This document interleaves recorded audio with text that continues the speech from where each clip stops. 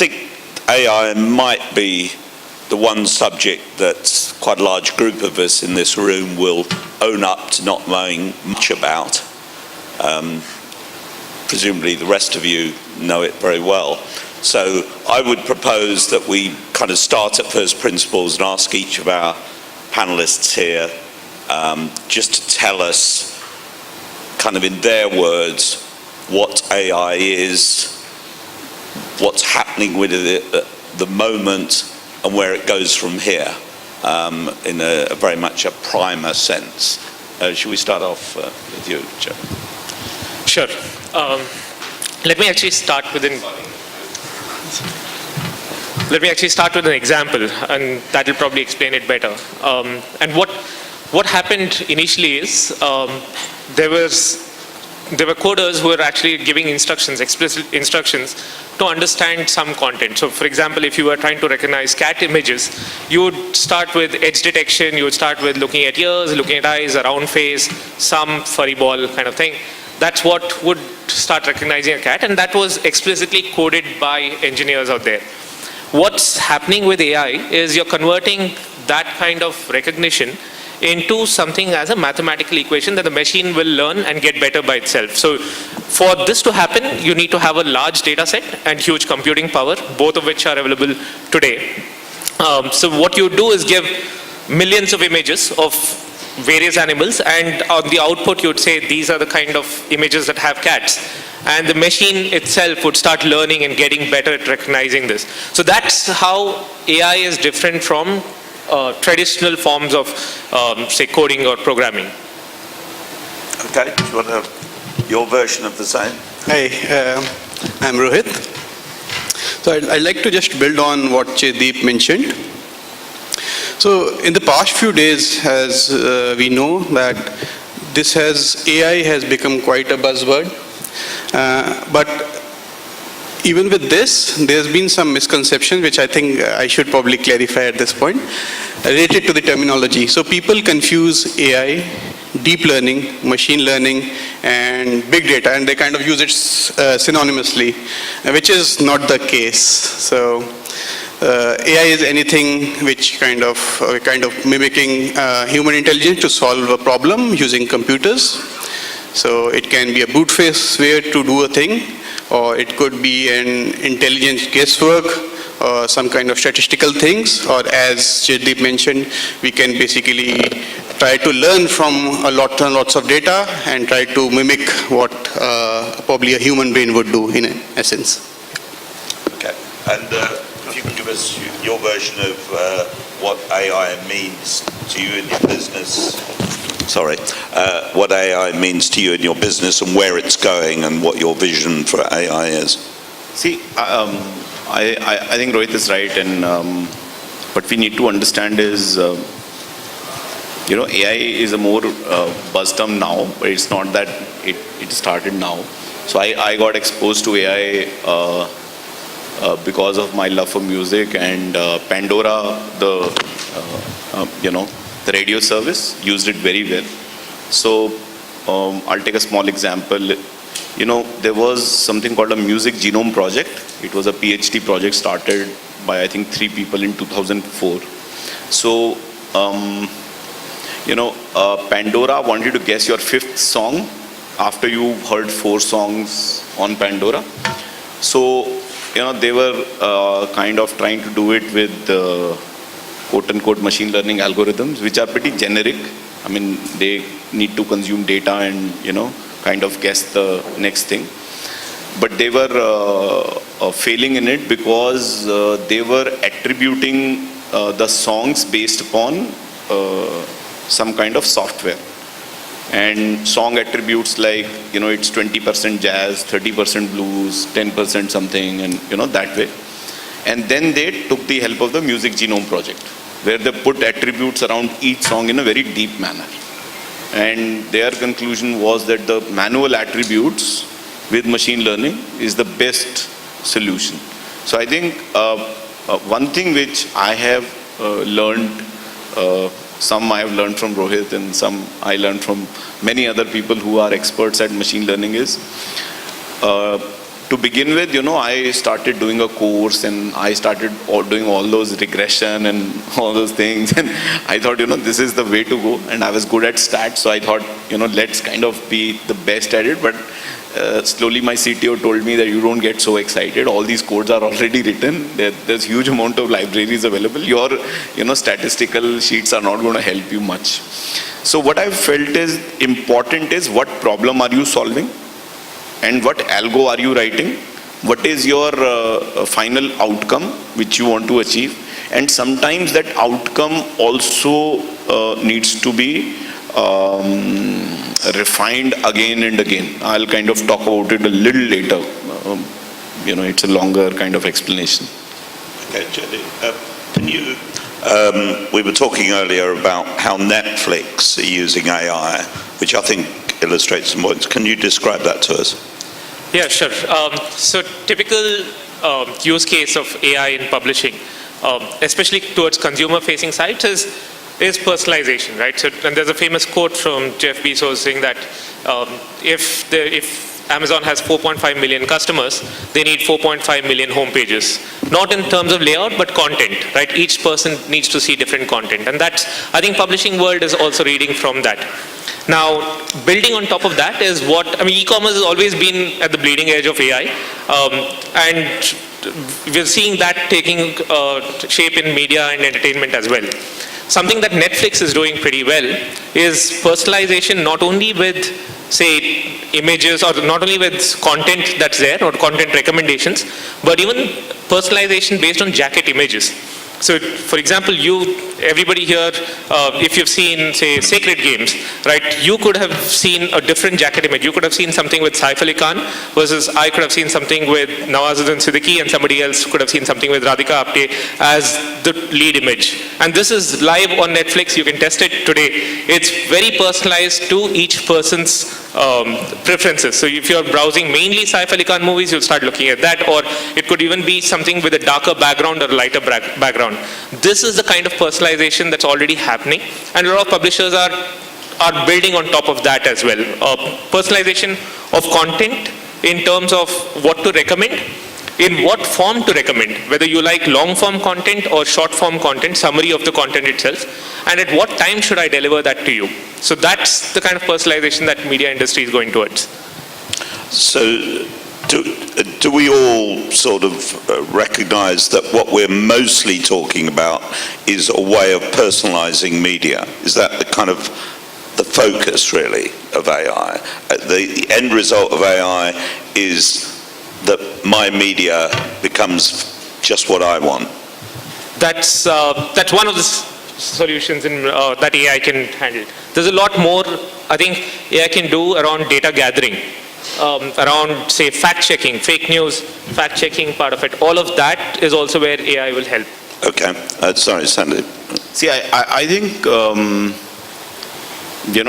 I'm not being the devil's advocate, but I think most of these things are, let me explain this. See, AI is, again, I think, glorified a little too much. For example, I'll take example of Netflix. And Netflix has some amazing case studies, and they hold even a kind of a tournament where different people participate and they give an award and everything. But when I see Netflix for my own self, I think it's pretty bad. The personalization is very bad. And I know those, I have noticed that a lot. Like a Judwan 2 would have a Tapsi Pannu's photo for me rather than Varun Dhawan. So probably they think I like women and I'll be clicking on the girl rather than, but I was a little surprised why Varun Dhawan is not there in Jodwan 2's. So they think I'm some kind of, or whatever, I mean like. So, sorry, no, I didn't click, I didn't do it, ma'am. I watch Money Heist and, Narcos and, all those gory, violent serials. wherein I have to close the door because I have a 14-year-old daughter, and my wife has warned me many times that she can come in anytime. So I don't know why it's showing me all those girls all the time. Maybe I'm 43 and they feel that now this guy is going horny.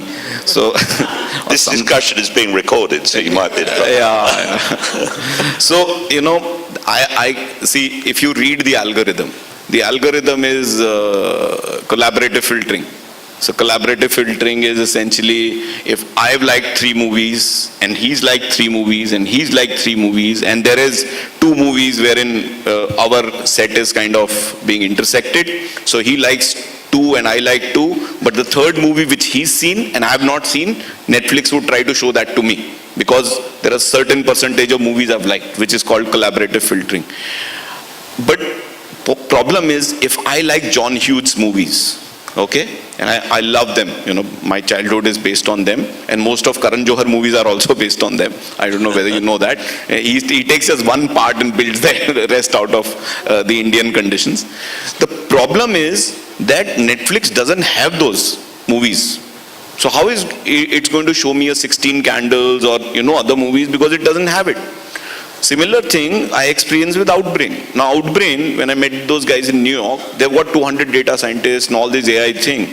And they said, we're going to customize and this and that. And when we put their solution under our article, the same ads are showing. Alia Bhatt in that pink bikini from Shandar.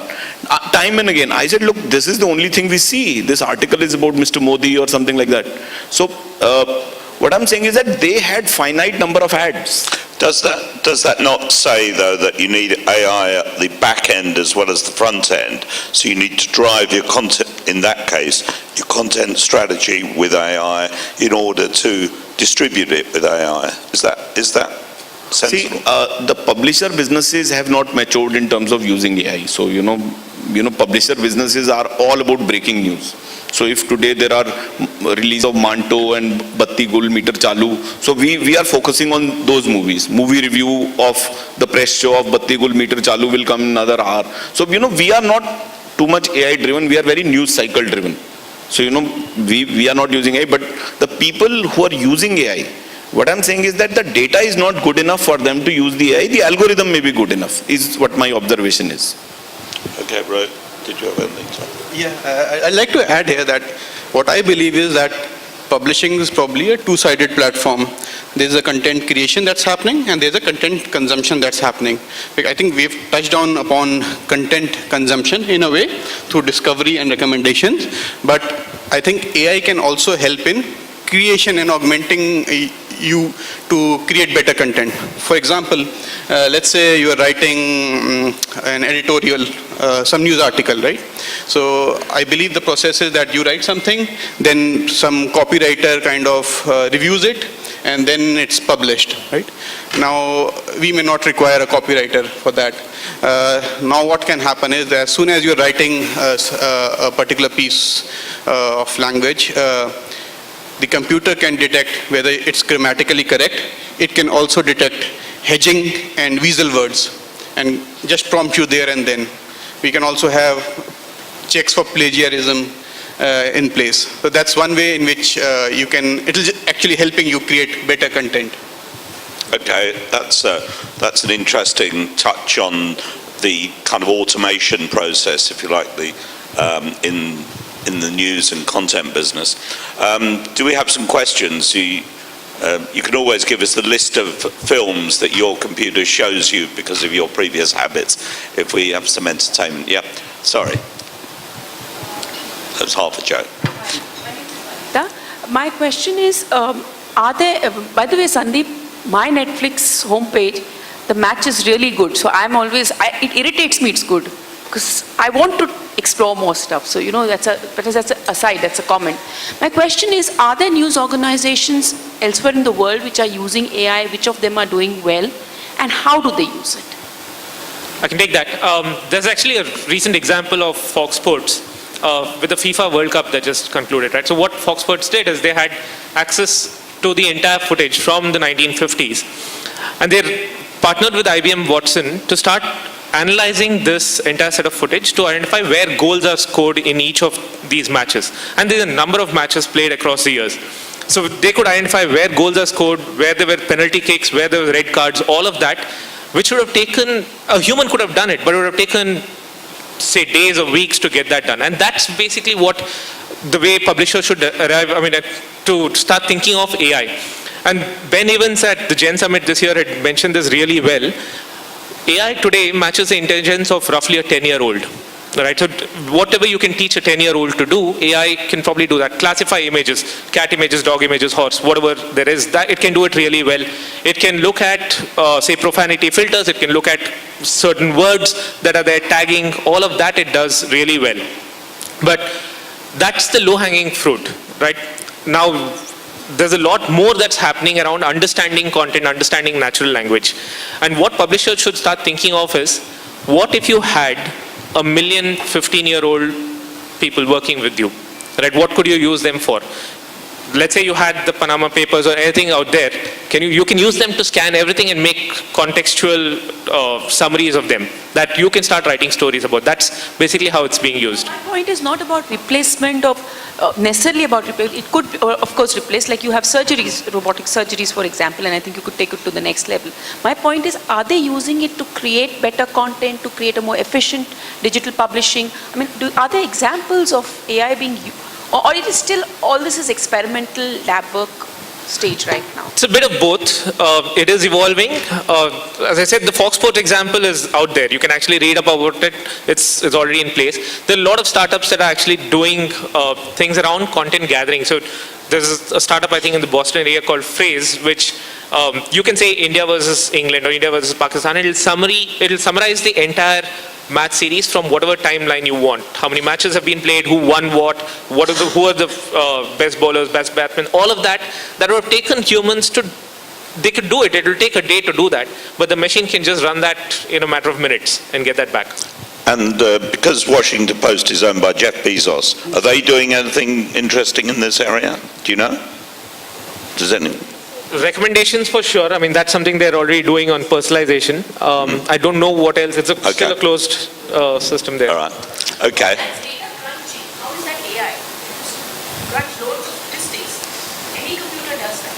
How is that AI? So there's a part of learning as well on that. Sorry, did you want to? No. Okay. There's a part of learning as well on that, in the sense of what is, like a match in this case, what has been the closest other matches out here. It's not necessarily only, yes, there's a lot of data that backs AI, but a machine that can learn saying that, okay, this match has been played in this kind of situation and it's come so close. Those are things that you would start using a network for. Arguably it's scale, isn't it? You learn from a few things and the machine. I'd like to add to it that, so there's an AI, and the subset of AI is machine learning, which he's just talking about, which is basically statistically driven things, right? Which Sandeep also talked about, something like collaborative filtering. And then there's deep learning, which is a subset of machine learning.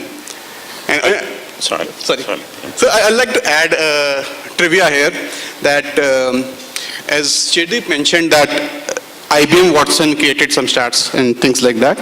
IBM Watson also created a trailer for a movie called Morgan automatically. He just watched the movie, this computer system, and created a trailer out of it. I think you should probably check that out. It's completely done by computers.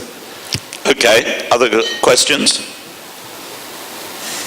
From the half of the room that doesn't understand what AI is, or even from the half that does.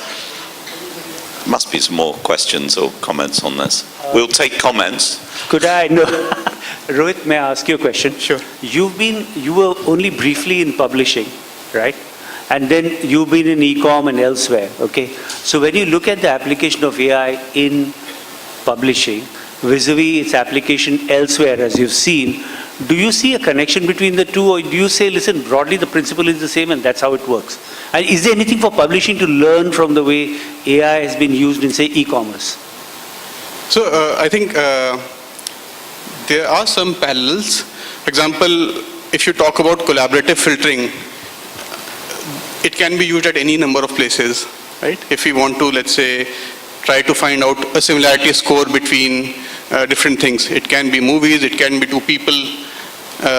So I think it has some parallels, but the exact application would depend on the use case. So I think in publishing, as I mentioned, so there are things happening like you show a video, the computer would explain what's happening in the video. So if there's a blind person out there who cannot probably enjoy the video, he would be able to do so because computer is kind of describing what's happening in the video. So these sort of things are already happening. Okay, more questions? Yes, sir. So I'll just make a comment. See, also to Vinita's question, see, Totua is one of the biggest news publishing or, aggregator application, which is kind of my inspiration using AI, but mostly on the delivery side. So they are able to get 76 minutes per day per user kind of time spent, and only to be paralleled by Facebook in some markets. And they are a $11 billion unit, so that's commendable and that's the biggest media organization in the world right now. I know not many people know about it. So their power is all AI driven, but they are just not AI driven. They've got many other intelligent things going for them. For example, they capture longitude, latitude, and they exactly know where the phone is because they've got the GPS permissions, and they know where the metro stations are. And if you are at a particular point and your phone starts moving very fast, they assume that you're in a train and now you're ready for a longer video. So they send you a notification wherein you get a longer, So, use case is very important. The other thing to understand is, I think like Jack Ma is continuously be saying, AI and machine learning is all about processes. So like he also says, you train your children now in qualitative aspects, which cannot be changed. Which is writing an article, creating a video. I don't think human being can do a humor like an AI. AI can do a humor like AIB, or think of those ideas. Or a photographer can, decide this angle looks better. Although, there is a new camera of Google, I think it's called Clips or something. You can put it at home with your kid out there. My wife finds it very creepy and all these ideas. And, it will take great photographs and finally, share the best photographs at the end. But I don't know whether your wife will allow a camera to be there all the time on, which can be controlled by your phone. But various AI ideas are there, but in news publishing, the ideas are more on the distribution side rather than the creation. I don't think creation of, there is a Grammarly plugin which we all use, but, like my earlier company, Anant, Indian Express is known for journalism and all, and I would say, hey, look, the entire article is Grammarly okayed. He said, Sandeep, you don't understand journalism. There is sentence formation. There is a tonality. Now you can't argue with journalists on that. Shrikant would, do the same. Okay. Did you want to? Right. Okay, the Hi. gentleman. Yeah, I do not come from publishing, so I come from the IT side of it. And, we recently acquired an AI platform. I come from Freshworks. I don't know whether you guys could see me from there, but yeah, we talked about content from the consumption side and the creation side. I understand the consumption pattern and you're masters of it, but the clear disruptors in AI is from the creation side of it, right? Specifically when you talk about credits. And after, the new age AI is sort of, let's say they understand context better now than they did, let's say, a decade back. And this is just going to improve. So there's going to be a time when they're going to create really contextual content, right?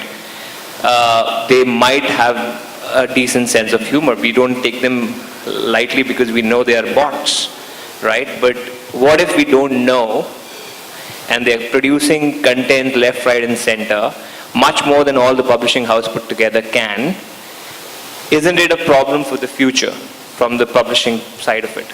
Do you foresee it as a problem with regards to, hundreds of bots producing hundreds of contextual content, maybe not super, quality, but Definitely lots of it. Is this a kind of a reference to, in a sense, uncontrollable amount of fake news and creation by who knows Not what? just news.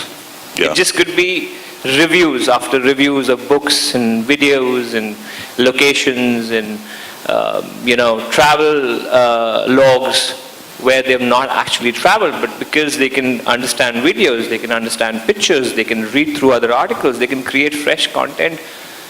Do you foresee it as a problem for publishing industry No. as a whole? It Not at all. doesn't sound like a problem. No. See, please understand. I mean, I think it is overexcitement of software engineers, which makes them believe that they can mimic creativity. I'll take a very good example. This India Today group has Aaj Tak, and they thought, we got to increase our portfolio in terms of our Hindi news coverage. So they built two more platforms. One was Lallan Top, which is opinion from a Chopal. How would a heartland Chopal people or Chai place or a Nai place, discusses content. And second, they built iChonk. Now, iChonk is all about opinion content, like Dailyo or Scroll or Wire. Now, Lallan Top style is very heartlandish and all. And, Lallan Top has been a very big success, even beyond their own imagination. It's a very, very large success. And the way they do stories, their videos are just killer. Even in Viduli reports, I think they do very well. But this can't be done. This just can't be done. I mean, when you read a New York Times op-ed written by Ben Smith, who's the editor of BuzzFeed, impossible. And even humor and all, I think it's just a fantasy. Even I've heard a lot of, I follow Jack Ma a lot. I think qualitative stuff, it can never even come close. It's just a fantasy. Some things that has happened. It can't, just can't. Okay, we've got time for one more question, or else we'll be running ahead of time. Yeah, at the back there. Hi, this is Chandan from Economic Times.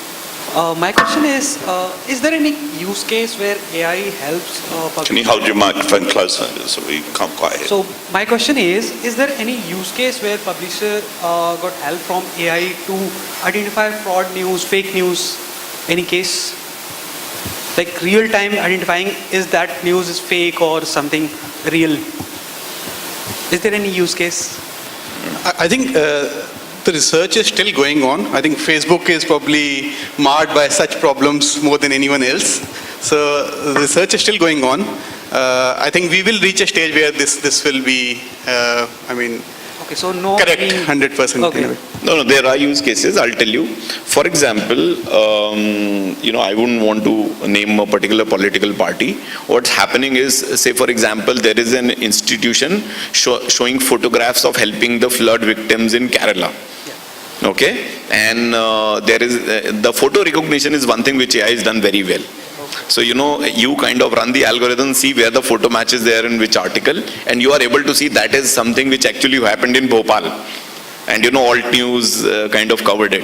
So, a lot of, I think, photos, if people are misusing photos, showing them that here are people helping people in Kerala, but actually that's a photo of, so that fake news busting is happening, but on the photo side. Content, I have not seen a case study, but photo side, yes, there are. Okay, thank you. We're almost learning too much about some of the panelists' photos, but anyway, that's time now, and I think if you'd like to, with me, thank the panel for helping us start to understand the subject. Of course, we're at the beginning of time with AI, but I think they did a good job of starting to open up the subject for us. Will you applaud the panel, please? Thank you very much.